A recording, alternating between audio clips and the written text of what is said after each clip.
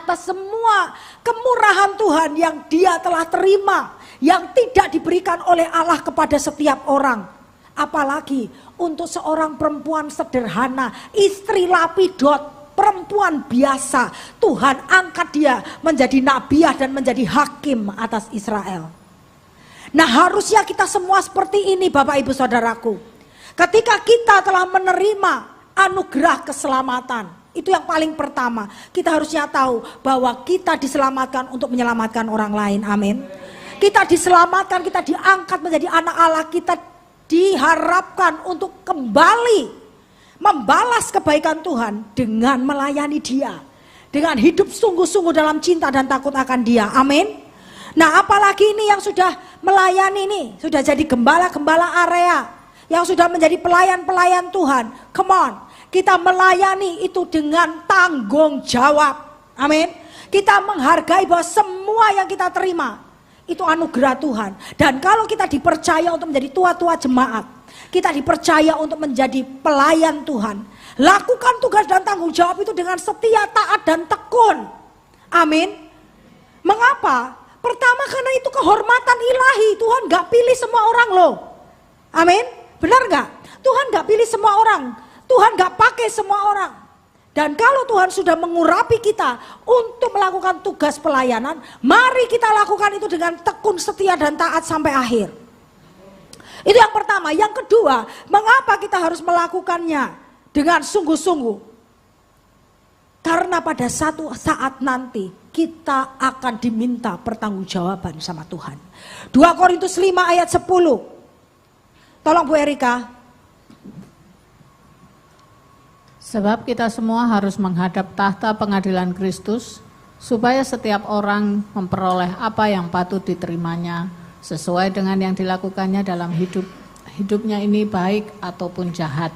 Nah, lihat ini Amplified Bible yang ada penjelasannya lebih jelas, ya. Lihat, for we believers will be called to account. Artinya apa?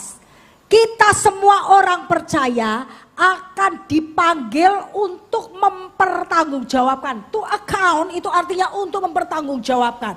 Mempertanggungjawabkan setiap apa yang sudah Tuhan berikan dalam kehidupan kita. Hidup kita ini dipakai untuk apa? Ya, nafas hidup yang Tuhan berikan buat kita tuh Tuhan mau tanya, kamu melakukan apa dalam hidupmu? Talenta yang aku kasih ke kamu tuh kamu pakai buat apa? Berkat keuangan yang aku kasih buat kamu tuh kamu pakai buat apa? Ya, semuanya pelayanan yang aku percayakan kepada kamu, kamu pakai buat apa? Kamu lakukan dengan sungguh-sungguh atau tidak? Nah, itu kita harus pertanggungjawabkan pribadi lepas pribadi, my friend. Maka dari itu, ketika kita ada di muka bumi, belajarlah bertanggung jawab. Ya, amin. Ketika contohnya nih, kami sebagai gembala senior, kami melakukan pertemuan rutin dengan gembala area. Kami tanya mereka bagaimana domba-domba gembalaanmu. Ya, bagaimana sudah melakukan CSC 2 belum? Pertemuan dengan gembala-gembala CSC. Kita tanya, bukan karena kita mau kepo, bukan karena kita mau minta sesuatu, termasuk dengan gembala-gembala cabang. Ketika kami meminta laporan, bukan karena kami mau kepo, bukan karena kami minta uang dari cabang, tolong transfer ke rekening kami. Tidak. Tapi ini kami melatih supaya kalian semua belajar untuk bertanggung jawab. Amin. Kalau kita nggak belajar bertanggung jawab di muka bumi, nanti kalau kita menghadap ke tahta Bapa di sorga, plonga-plongot, tola-toleh, nggak ada yang bisa tolong. Dan kita nggak bisa ngeles. Amin. Kalau sama saya, sama Pak Henry ditanya, kita mungkin masih bisa beralasan segala macam lah. Tapi kalau sama Tuhan, Tuhan tahu. Ya, kita belum ngomong aja Tuhan sudah tahu kok, gitu loh. Makanya kita nih lagi sementara melatih untuk bertanggung jawab anak-anak. Dan firman Tuhan berkata, barang siapa yang setia pada perkara kecil, kepadanya akan dipercayakan perkara-perkara yang lebih besar. Betul apa tidak? Nah, kalau untuk hal-hal kecil aja gak bisa bertanggung jawab, gimana? Ya, gimana mau menggembalakan jumlah yang lebih besar? Saat ini ketika kita lagi dipercaya untuk menggembalakan 2-3 orang, seperti Daud yang menggembalakan 2-3 ekor kambing domba ayahnya, ya kan?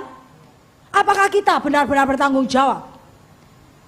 Itu harus direnungkan. Ketika Daud setia menggembalakan 2-3 ekor kambing domba ayahnya Isai, bahkan dia sampai bela-belain bergulat dengan beruang dan juga dengan singa.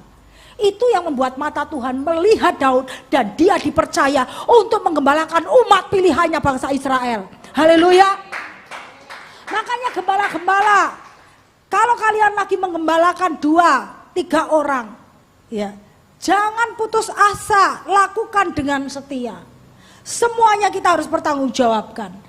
Ya, termasuk juga kata-kata yang keluar dari bibir mulut kita. Dalam Matius 12 ayat 36. Ya, ini setiap kata yang sia-sia yang diucapkan orang harus dipertanggungjawabkannya pada hari penghakiman. Jadi jangan sembarang ngomong. Ya. Banyak orang, banyak kita lebih cepat ngomong, mulut ngejeplak duluan, mikir belakangan, ya Panda. Coba sekarang kalian renungkan, kita renungkan bersama-sama. Kenapa sih otak ini ada di atas? Kenapa ada di sini bukan mulut yang di sini, otak di sini? Kenapa enggak gitu? Maksudnya tuh supaya mikir dulu loh. Baru turun pelan-pelan keluar gitu loh. Jangan dibalik. Ya. Berpikir, renungkan dulu sebelum ngejeplak. Ya, karena kalau sia-sia keluar dari mulut kita, Tuhan akan minta pertanggungjawaban. Kenapa kamu ngomong seperti ini?